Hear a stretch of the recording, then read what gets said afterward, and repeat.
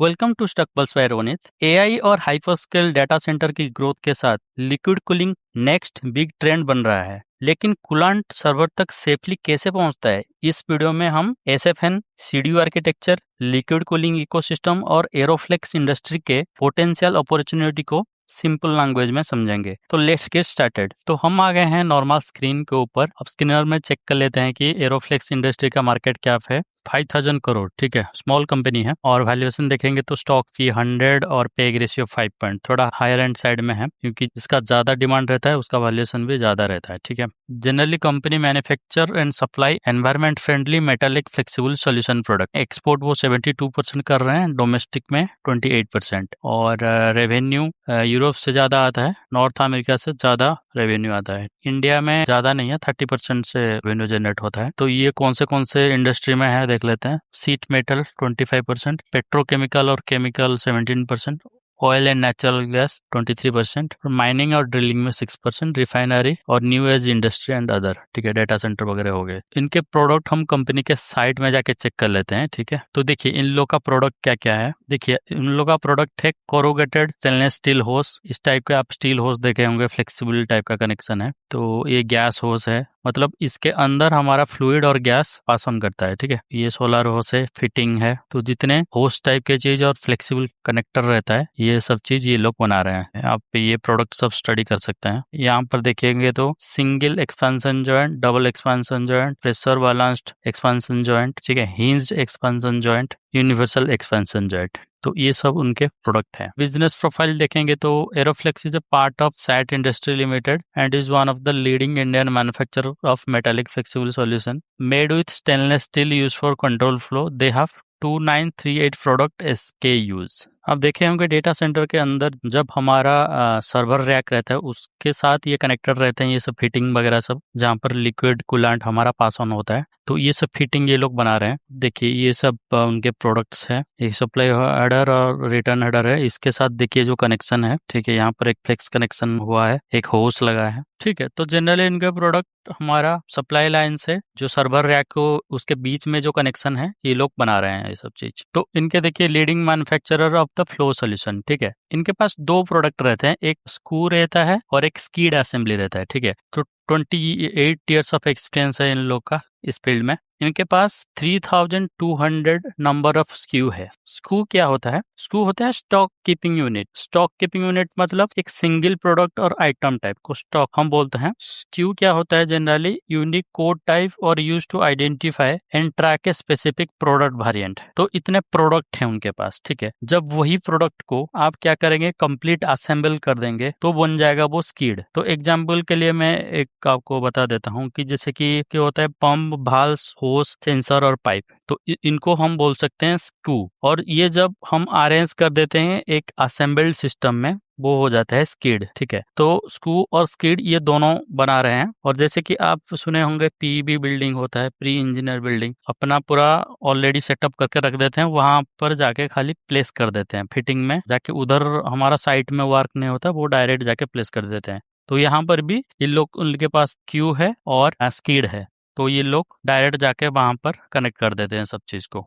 तो ये एक टाइप का असेंबल्ड सिस्टम है। ठीक है, तो जितने प्रोडक्ट रेंज उनके पास रहेंगे वो कंपनी के लिए बेनिफिट है। ठीक है, वैरायटी ऑफ प्रोडक्ट, तो उसको हम स्क्यू बोलते हैं। 3274 है अभी करेंटली। तो generally liquid cooling skid assembly use होता है एआई और डेटा सेंटर कूलिंग सिस्टम में। ठीक है, इसको हम डिटेयली समझेंगे आगे जाके। ये NAVL एक्रीडिटेड है। और नेक्स्ट देख लेते हैं तो ISO सर्टिफाइड है ये। इनके मैन्युफैक्चरिंग प्लांट देखेंगे तो तलोजा नभी मुंबई में, लोधा पलवा थाने में। तो मैक्सिमम 4 जगह है, मुंबई और पुणे एरिया में। ठीक है, प्रोडक्शन कैपेसिटी है 17.5 मिलियन मीटर। कीड है देखेंगे 6000 असेंबली है उनके। तो कैपेसिटी यूटिलाइजेशन होस के ऊपर 70% है। और आप देखेंगे तो ये इनका फैक्ट्री है। ठीक है, तो ये किस किस सेक्टर में कर रहे हैं? Data centre, marine, oil refinery, aerospace, solar और सेमीकंडक्टर, ये सब इंडस्ट्री में इन लोग का योगदान है। तो हम समझ लेते हैं जितने भी हम प्रोडक्ट डिस्कस किए। देखिए यहाँ ये हो गया CDU। ठीक है, तो ये जितने भी प्रोडक्ट है, देखिए यहाँ से कनेक्शन होके जाके सर्वर रैक के साथ कनेक्ट किया है। तो ये जितने भी प्रोडक्ट है आप देख रहे हैं,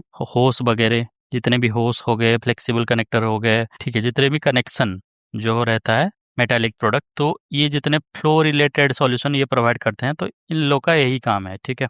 तो ये सब नेटवर्क कैसे काम करता है हम पहले समझ लेते हैं। तो चलिए अब समझ लेते हैं सेकेंडरी फ्लूइड नेटवर्क कैसे काम करता है। आपको पता होगा चिलर रहता है। चिलर क्या होता है? जैसे कि चिल लिक्विड सप्लाई करता है। चिल लिक्विड देखिए ये जनरली छत के ऊपर रहता है और वरना ग्राउंड में रख सकते हैं हम। तो चिलर से हमारा चिल लिक्विड गया, सिंपल है। यहाँ पर एक कूलेंट डिस्ट्रीब्यूशन यूनिट है। इसमें क्या होता है, वो कूलेंट डिस्ट्रीब्यूट होता है through this piping to react. तो इधर सिंपल सप्लाई हुआ, सप्लाई होके यहाँ पर एक मैनिफोल्ड रहता है, इसको हेडर बोलते हैं हम। तो हेडर में जाके ये स्मॉल साइज का रहता है, ये ज्यादा बड़ा साइज का रहता है। तो हेडर के थ्रू वो क्या होता है, कोल्ड प्लेट में इधर देखिए चिप रहता है जहाँ पर डेटा स्टोर होता है रिएक्ट के अंदर। तो इजीली वो कोल्ड लिक्विड इधर गया, इधर कूलेंट इजीली गया। जाने के बाद यहाँ पर इसका हीट जनरेट हो रहा होगा इसके अंदर, यहाँ से वो हीट चिप से लेके जितना कोल्ड लिक्विड है वो आके गर्म हो जाता है। यहाँ पर जब गर्म हो जाता है ये फिर रिटर्न होके रिटर्न मैनिफोल्ड के थ्रू फ्लेक्सिबल ट्यूबिंग जो रहता है हमारा, ठीक है, उसके थ्रू रिटर्न हो जाता है ये सब मेटल होस्ट प्रोडक्ट। रिटर्न होके फिर सीडीयू में आ जाता है, फिर जाके ये रिटर्न हो चिलर में फिर चला जाता है। फिर और एक बार प्रोसेस होता है।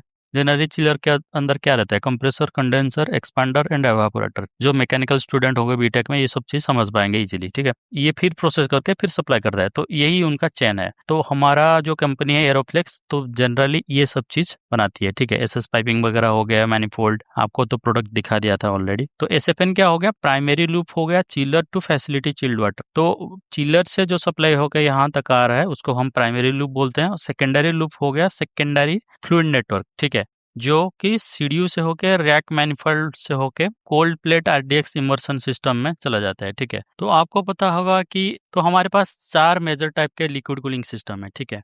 पहला है डायरेक्ट टू चिप कूलिंग, जो कि एआई सर्वर फ्रॉम एनवीडिया और एएमडी और इंटेल यूज कर रहे हैं। फिर होता है rear door heat exchanger RDX, तो ये सब देखिए आरडीएचएस लोग यूज कर रहे हैं। और एक है इमर्शन कूलिंग। और लास्ट है liquid to air hybrid cooling, ठीक है। Liquid to air hybrid cooling आप केरन के वीडियो में आपको समझा दिया था कि कैसे एयर कूलिंग होता है।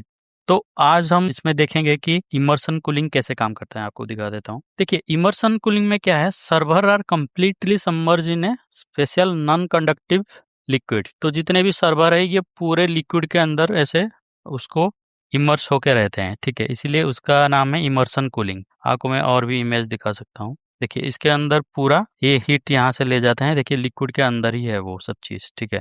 ये आप सोच रहे होंगे ये तो लिक्विड अंदर चले जा रहा होगा, ऐसा नहीं है। ये सील्ड पूरा पैक्ड रहता है, ठीक है। उसका खाली हीट एक्सचेंज होता है दोनों के बीच में, हीट एक्सचेंजिंग प्रोसेस। आप इधर भी देख सकते हो, उसके अंदर ही सर्वर रहते हैं, ठीक है। तो इधर आप देख सकते हैं, observe the heat energy of the server through the flow of the coolant. यहाँ से फिर वार्म वाटर आता है, पंप के थ्रू ये कूलेंट ऐसे सप्लाई करते हैं, फिर हीट एक्सचेंजर के थ्रू ये बाहर चला जाता है कूलिंग टावर में। ये कूलिंग टावर से कैसे होता है हीट एक्सचेंजर में, आपको मैं केआरएन के वीडियो में आपको बता दिया था, ठीक है। तो ये आप समझ लेना।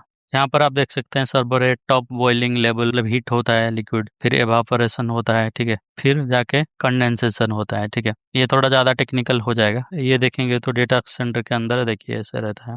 आपको ये आरडीएचएक्स भी समझा देता हूँ क्या है। देखिए रियर डोर हीट एक्सचेंजर को समझ लेते हैं क्या होता है आरडीएचएक्स प्रोसेस। देखिए पहले से मैं बता देता हूँ और एक बार। देखिए सर्वर जनरेट हीट, ये हीट जनरेट किया तो क्या होता है, फैन इधर जो लगे हैं, फैन क्या करते हैं, पुश करता है hot air towards rear door.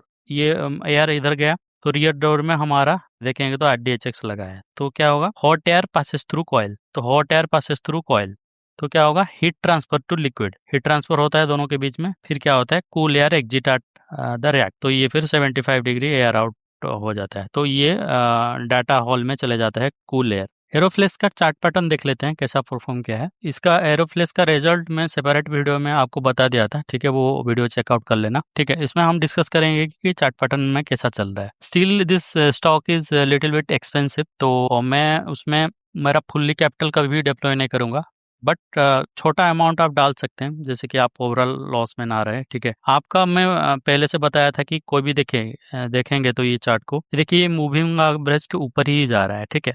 तो जब तक ये मूविंग एवरेज के ऊपर जा रहा है तब तक आप जब जिस गिरावट में देखिए यहाँ एक ले सकते थे, यहाँ पर एक ले सकते थे, और जब भाग रहे देखिए ऐसे भागने के टाइम में इधर कभी मत लेना, ठीक है, फिर करेक्ट हो जाता है। वो जितने भी टेक्निकल गाय है वो तो बोल रहे हैं कि हमारा क्रॉस आएगा आएगा, अभी तक नहीं आया है, देखते हैं नेक्स्ट टाइम कुछ क्रॉस होगा तो। मतलब जितना भी हमारे लॉन्ग टर्म इन्वेस्टर हैं, ठीक है, जो भी लॉन्ग टर्म इन्वेस्टिंग कर रहे हैं, आपका मेन एम होना चाहिए क्रॉस कब आएगा, क्योंकि उस टाइम में ही आपको थोड़ा सस्ता मिलता है स्टॉक, वरना बाकी टाइम तो वो अच्छे स्टॉक आपको मिलेंगे नहीं आपके रेंज में, जहां पर आप ढूंढेंगे ना कभी भी मिलेंगे नहीं, ठीक है। इसका देखेंगे तो एक साल में आप देखेंगे कितना 152% दे चुका है, अभी 6 मंथ में देखेंगे तो 137%, एक महीना में भी आप कंसिडर करेंगे तो साइडवे है। अभी मैं तो 3 मंथ का चार्ट पैटर्न देख के, देखिए 3 मंथ में जो शॉर्ट टर्म ट्रेडर है, जैसे स्विंग ट्रेडिंग जितने कर रहे हैं लोग, ठीक है, तो आप यहाँ पर स्विंग ट्रेडिंग कर सकते हैं। देखिए यहाँ पर ये क्रॉस किया मूविंग एवरेज, तो यहाँ आप एंट्री ले लेंगे,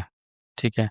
और जब ये क्रॉस कर रहा है, एटलीस्ट आप उतना तो स्पेसिफिक आप एग्जिट नहीं ले सकते, बट एटलीस्ट देखेंगे तो ये देखिए डाउन हुआ, एटलीस्ट 30% तो मिल गया आपको यहाँ तक, तो ऐसे कंसिडर कर सकते हैं। लॉन्ग टर्म के लिए रख रहे हैं तो आप कहीं भी एंट्री मत ले लेना, ठीक है। लेट से आप लॉन्ग टर्म का प्लानिंग कर रहे हैं तो आपको मैं बता दिया, जहाँ पर मार्केट क्रॉस कर रहा है वहां पर छोटा अमाउंट आपको डालना है। छोटा मतलब लेट से आपका 1 लाख का लेना है ये वाला स्टॉक में, तो डाल दीजिए 5 और 10 हज़ार, क्या जाता है उसमें, ठीक है। तो यहाँ एक गिरावट हुआ, 10 हज़ार डाल दीजिए, ठीक है।